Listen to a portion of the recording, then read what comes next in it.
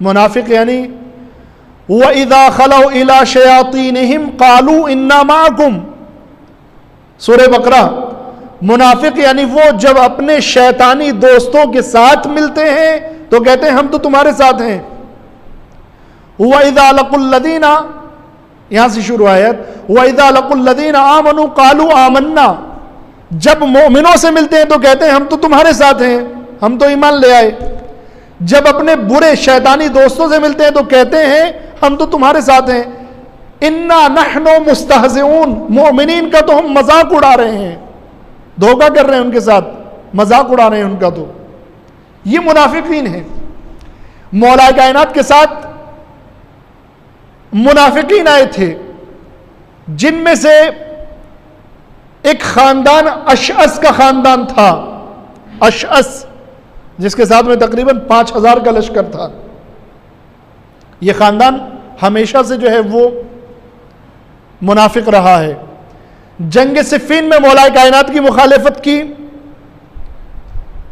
इमाम हसन को अशअस की बेटी ने जहर दिया। जनाब मुस्लिम को अशअस के बेटे ने गिरफ्तार किया। और करबला में भी इमाम हुसैन के मुकाबिल में अशअस का बेटा मोहम्मद बिन अशअस लश्कर लेकर आया है। यह मुनाफिक खानदान था मेरे अज़ीज़ों। लिहाजा पहला सबब जो मौलाए कायनात के साथ वाले खुद मौलाए कायनात के मुकाबिल में आ गए वो मुनाफिकत था। मुनाफिकत है पहला सबब। मुनाफिकत यानी दिल और जबान का अलग अलग होना, मुनाफिकत ये है। अब इसके दर्जे हैं मेरे अज़ीज़ों, दर्जे हैं। मुनाफिकत के दर्जे हैं। छोटे दर्जे की मुनाफिकत है, दरमियानी दर्जे की मुनाफिकत है, बड़े दर्जे की मुनाफिकत है।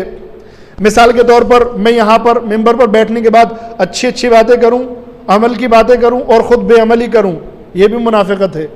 ये छोटे दर्जे की मुनाफिकत है। लेकिन चूँकि अमल का मामला है, लेकिन अक़ीदे के मामलात में, मुस्लिमीन को, कौम को नुकसान पहुँचाने के मामलात में जिस तरह की मुनाफिकत जो है वो आज हो रही है और बहुत ज़ोर और शोर के साथ हो रही है। कैसे हो रही है?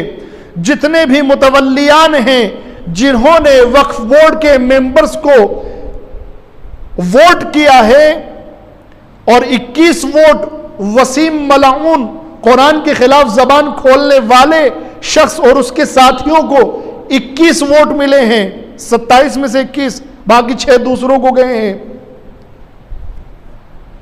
जिन 21 लोगों ने वोट किया है सब के सब कुरान उठाकर, सब के सब अलम की कस्में खाकर, सब के सब दरगाहों और रज़ाखानों में खड़े होकर हलफ उठा रहे हैं कि नहीं, हमने वसीम और उसके साथियों को वोट नहीं किया है।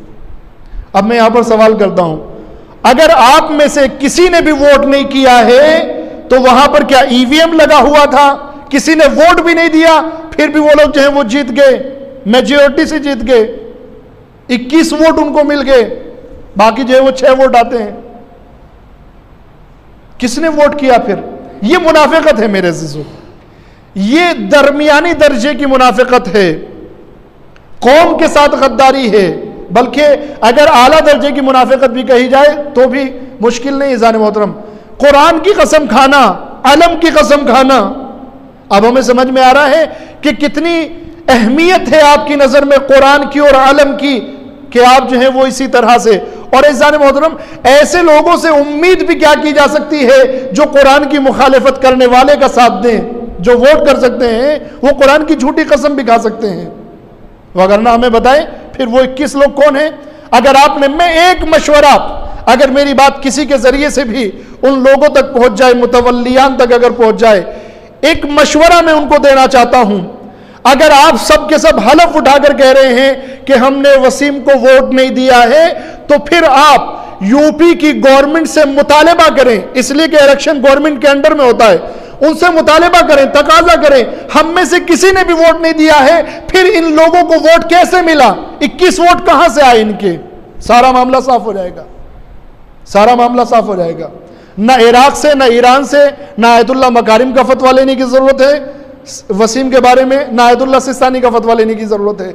इसलिए कि ये कुरान को नहीं मान रहे तो फतवे को कहां से मानेंगे? कुरान नहीं मान रहे तो फतवा कहां से मानेंगे? आप हजरात ये काम करें, अगर वाकईन आप सच्चे हैं, अगर वाकईन आपके अंदर शीयत और ईमान की जर्रा बराबर रमक है, आज की शबे कद्र की और आज की शब में जिस हस्ती के सर पर जरबत लगी है, उस हस्ती की कसम है आप लोगों को, जाएं और जाने के बाद यूपी की गवर्नमेंट से तकाजा करें, बताएं किसने वोट किया है जब हमने नहीं किया है। यह मुनाफिकत है मेरे अजीजों। कल मौलाए कायनात के साथ कुरान नातिक के साथ मुनाफिकत हुई और आज कुरान सामित के साथ मुनाफिकत हो रही है। यह कुरान के साथ मुनाफिकत है। बेदार हो मेरी कौम, बेदार हो मेरे अजीजों, मेरे जवानों, बेदार हो। इनके धोखे में आने की जरूरत नहीं है। ना कुरान की कसम, ना कुरान की कसम, ना अलम की कसम, ना इमाम बारगाह की कसम, ना दरगाह की कसम, और ना ही कोई एफिडेविट। नहीं, आप सीधे जाएं, गवर्नमेंट से मुतालबा करें। हमको मालूम होना चाहिए, आपको भी मालूम होना चाहिए। यह मुनाफिकत है मेरे